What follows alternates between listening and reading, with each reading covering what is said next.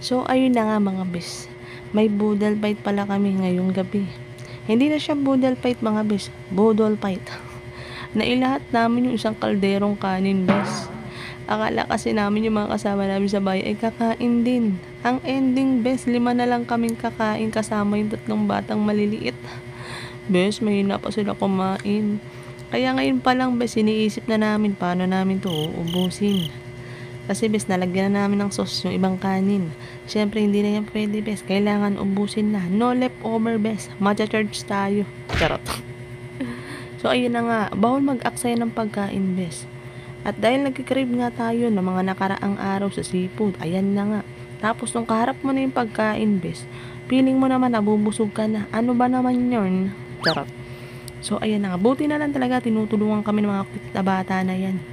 At least nakakabawas tayo bes. Yung tipong ramdam mo na bumibigat na talaga yung tiyan mo, na hindi mo na alam kung saan mo na iksisiksik yung mga kinakain mo. Nakakangawit din pala sa pangabes. Yung nguya ka ng nguya. At eto na nga. Yung tipong paubos na bes. Paubos na yung ulam, yung kanin, ang dami pa rin. Ganun talaga bes no. Mas nauuna ubusin yung yung ulam kaysa sa kanin no. Kayo ba mga bes, saan ba kayo malakas? Sa kanin or sa ulam? Or pares lang? O depende bes, sa ulam. Ginusto namin tong lahat. Ginusto namin 5. Yung tipong diet-dietan kami mga bes. Yung mga ilang araw na paunti-unti lang yung kain mo bes. Ngayong gabi bes, bawing-bawi namin yung hindi namin kinain ng mga ilang araw. Labis pa nga bes. So ayun na nga, matatapos na naman ang taon bes. Ato na naman tayo sa pangako natin magda-diet na tayo. Hindi na natapos. Hindi na natapos yung bukas kasi natin.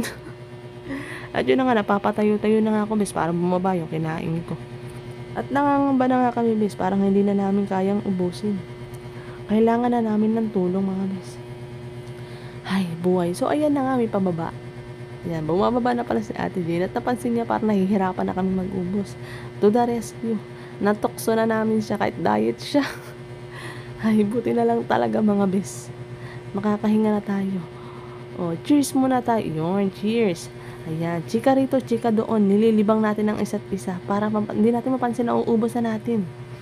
So, ayun na nga mga bes. Baka naman po, please like and share and follow for more. And subscribe ka na rin sa aking YouTube channel. At yun na nga mga bes. Maraming salamat. God bless you all. Bye!